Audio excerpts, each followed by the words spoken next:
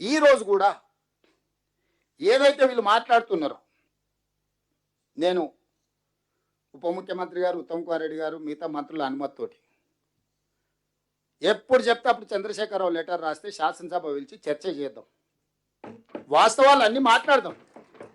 మాట్లాడినాక ఒకవేళ అసెంబ్లీలో చంద్రశేఖరరావు గారికి ఎందుకు వాళ్ళు చంద్రశేఖరరావు గారు కన్విన్స్ చేసిందంటే 100% చంద్రశేఖరరావు గారికి అప్పచెప్తాం. మొత్తం మూడింటికి మూడు అప్పచెప్తాం.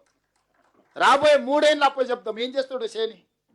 వారం రోజులు కాదు, కాళేశ్వరం ప్రాజెక్టు ఎల్ఎన్టీని లేకపోతే మిగతా వాళ్ళని కాంట్రాక్టర్లను తీసేసి హోల్సేల్గా మేజర్ కాంట్రాక్టర్ కింద ఈయనని ఇచ్చేసి ఈయన కింద వాళ్ళందరిని అపాయింట్ చేసి మొత్తం ఆయనకే అప్పచెప్తాం. ఉన్నోళ్ళందరినీ 60C కింద టర్మినేట్ చేస్తావా, లేకుంటే ఆయన కింద వాళ్ళని చేసి ఈయన మొత్తాన్ని హెడ్ ఆఫ్ ద కాంట్రాక్టర్గా చేసి వాళ్ళందరూ ఆయన దగ్గర పనిచేసిన వాళ్ళు వాళ్ళే కదా. ఆయన కావాల్సిన వాళ్ళందరినీ పెట్టుకొని దాన్ని ఎట్లా రిస్టోర్ చేస్తాడో చేయమనుండ్రి. ఇప్పుడు నిజంగానే చంద్రశేఖరరావు గారి వాదనలో బలం ఉంటే, చంద్రశేఖరరావు గారు ఏ తప్పు పాల్పడకపోతే, ప్రమాదవశాత్తు ప్రమాదం జరిగితే చంద్రశేఖరరావు గారు సభ ఎప్పుడు కోరుకుంటే అప్పుడు నేను పర్సనల్గా స్పీకర్ గారిని రిక్వెస్ట్ చేసి సభ పెడతా. వారు కోరుకున్న రోజులు, వారు కోరుకున్న రోజు శాసనసభ సమావేశాలు ఏర్పాటు చేస్తాం, శాసన మండలి సమావేశాలు ఏర్పాటు చేస్తాం. చంద్రశేఖరరావు గారికి ప్రత్యేక అనుమతి ఇస్తాం మండలికి. వారు పోయి అక్కడ ఉండి మండలి ఉండే సభ్యులను కూడా, లేకపోతే జాయింట్ సెషన్ పెడతాం ఒకటేసారి. స్పీకర్ గారిని కౌన్సిల్ చైర్మన్ రిక్వెస్ట్ చేసి ఎమ్మెల్సీలు ఎమ్మెల్యేలను జాయింట్ సెషన్ పెట్టి ఈ ప్రాజెక్టు మీద కూలంకషంగా చర్చ చేద్దాం వన్స్ ఫర్ ఆల్. నిజంగానే మా అనుభవంలో ఏమైనా మేము తీసుకునే నిర్ణయాల ఆలస్యం ఉంటే వారిని కన్విన్స్ చేయమనుండ్రి. ఎక్స్పర్ట్స్ని కూడా అలౌ చేద్దాము. అడ్వకేట్ జనరల్ ఇట్లా ఎక్స్పర్ట్స్ని మనం సబ్జెక్ట్ ఎక్స్పర్ట్స్ని కూడా హౌస్లోకి with speaker permission or council chairman permission మనం అలౌ చేయొచ్చు. ఎక్స్పర్ట్స్ని, అడ్వకేట్ జనరల్ని సభలోకి పిలిచి జాయింట్ సెషన్ ఏర్పాటు చేసి వన్స్ ఫర్ ఆల్ చర్చ చేద్దాం. ఈ ప్రభుత్వం పారదర్శకంగా ఉంది. ఇక్కడ ఉన్న మిత్రులకు నేను స్పష్టంగా చెప్పదలుచుకున్నా, కేసీఆర్ చేసిన తప్పులకు తెలంగాణ ప్రజలకు శిక్ష పడకూడదు.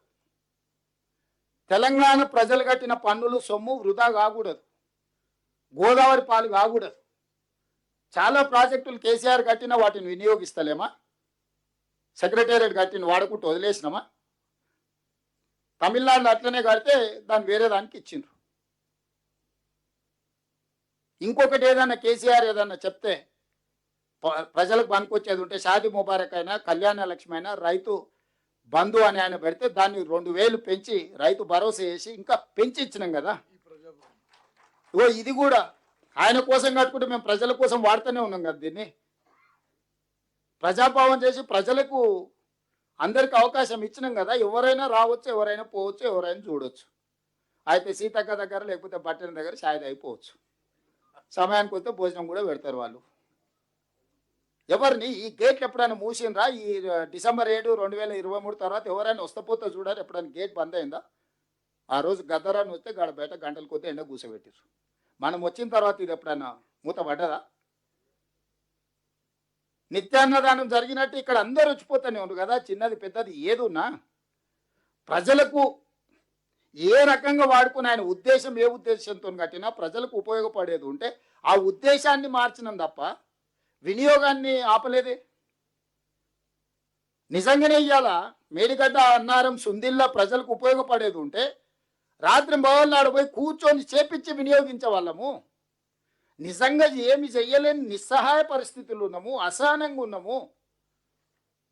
బాధ, కోపం కూడా ఉంది. 1,00,000 కోట్లు పెట్టింది, ఇట్లా అయిపోయింది.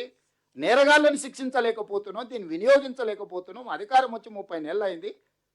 ప్రజలందరూ వీళ్ళని ఉరిదీయాలని కోరుకుంటే నియమ నిబంధనలు అడ్డం వస్తున్నాయి అని మేము అనుకుంటున్నాము.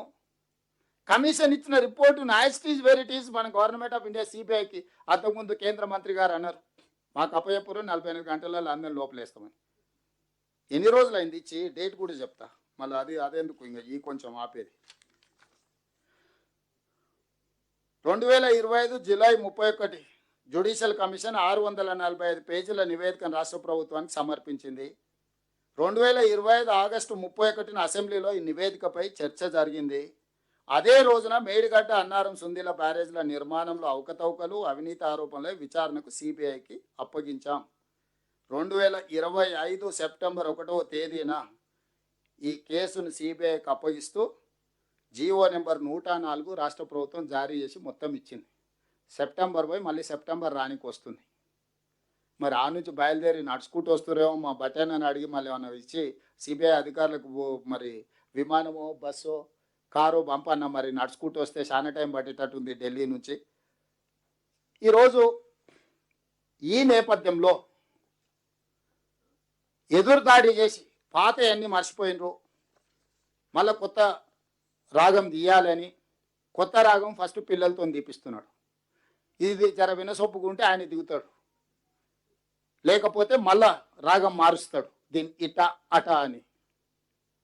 సో స్పష్టంగా ప్రజాభవన్ నుంచి చంద్రశేఖరరావు గారికి సూటిగా నా విజ్ఞప్తి, శాసనసభ శాసన మండలి ఉమ్మడిగా సమావేశాన్ని ఏర్పాటు చేద్దాం.